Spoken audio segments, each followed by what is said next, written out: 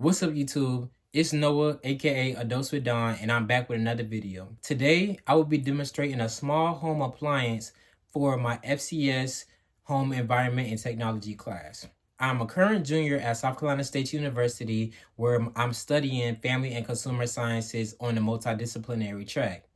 I'm from Beaufort, South Carolina, and I hope that you guys will receive a lot of knowledge on a demonstration that I provide with you all today. So as I mentioned earlier, I will be doing this assignment for my FCS 203 Home Environment Technology class. This is Learning Activity Number 3, Small Appliance Presentation. Today, I will be going over the purpose and function of my appliance, the performance characteristics, the advantages and disadvantages, the maintenance and how to properly clean the appliance. I'll be giving you all a demonstration, and hopefully I'll pass this with an A.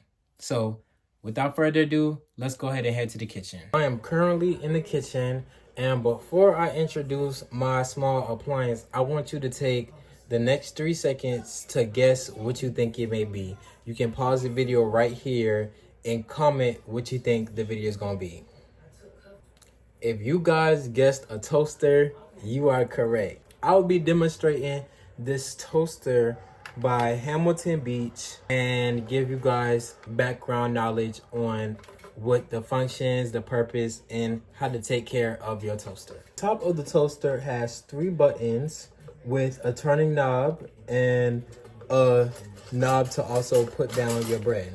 This toaster was around $34.99 at Target. Today, if you want to purchase the same exact toaster, you can find it at Target for $34.99.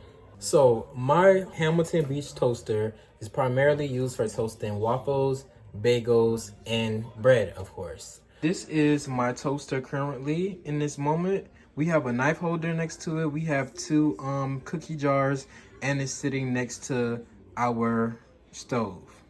Doesn't take up that much space at all, and as long as you don't have too many things next to it, it should be fine to fit anywhere on your counter.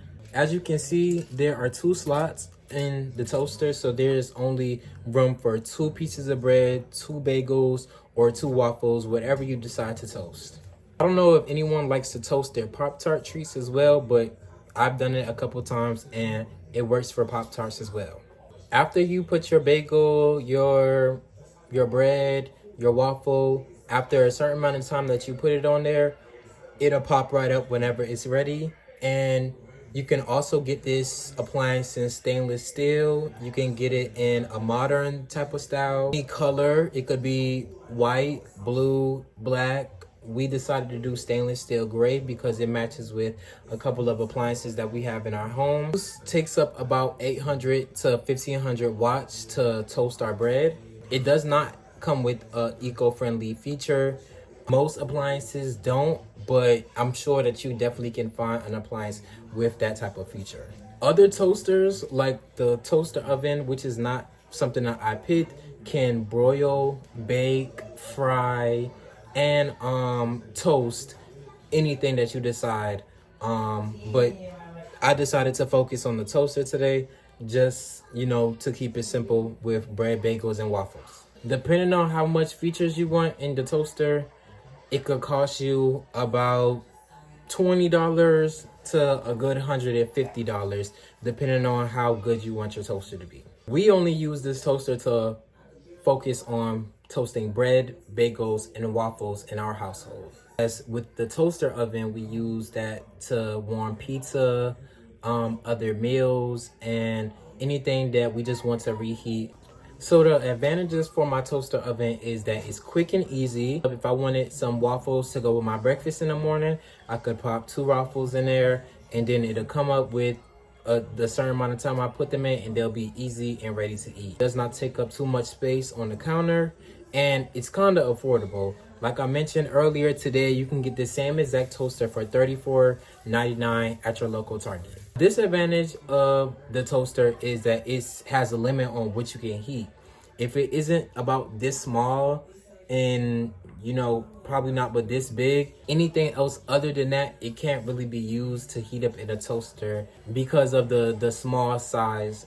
Another disadvantage is that if you're not careful with how long you put the toast in there or whatever food that you put in there, you can burn it and it can cause fires within your home or within that area of your kitchen or in the toaster yourself. So please be very, very, very careful and mindful how long you decide to use a toaster. So how to keep your toaster oven clean. You want to make sure you wipe around the exterior and wipe up here as well to make sure that anything outside or anything cannot mess with what's going on in the inside.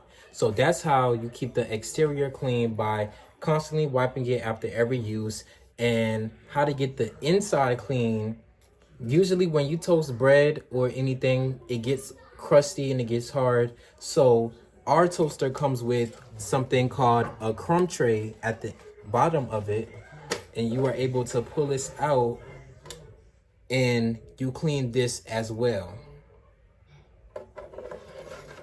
When you're finished cleaning your crumb tray, you put it back in to make sure the next time you use it that you don't have any crumbs going on to your counter. We don't use our toaster all the time, but after every time we use our toaster, we be sure to plug it out of the wall just to keep things, energy not flowing to the toaster anymore. You also like to store it away from anything, like far away from the sink or on the other side of the stove, due to other foods or any other spills could damage the toaster. Common issues that causes the toaster not to work. This part right here, as it's not plugged in, of course it's not going to stay shut down because it's not plugged in. But most of the times, if you have a toaster for a long time, the lever does not stay down because of the overuse or the excessive force of trying to keep it down. These buttons may not work the way that you want to do as well over a certain time that you have your toaster. Now it's time to demonstrate how we use the toaster oven and the preparation that is needed in order to prepare your meal. So the first step to making toast is to make sure that your hands are properly washed. Something that I've learned in my nutrition and food management class, you either say your ABCs or you sing the happy birthday song to yourself. Afterwards, your hands should look like this. Properly dry your hands.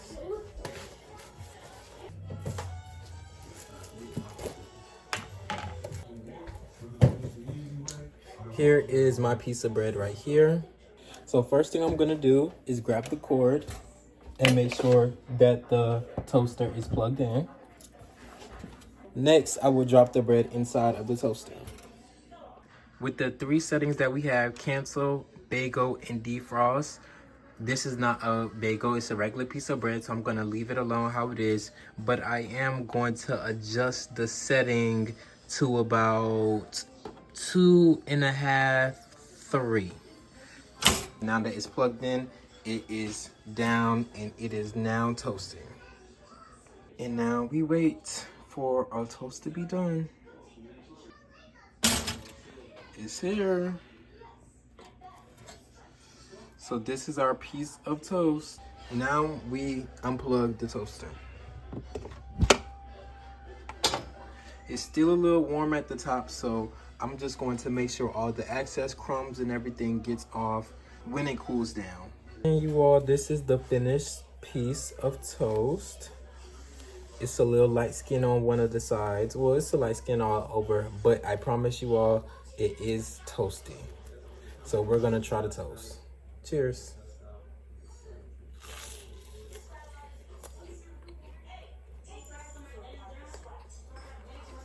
It's not bad. Usually I'll use a little jelly or I'll be eating a little grilled cheese or something, but you gotta do it for the video.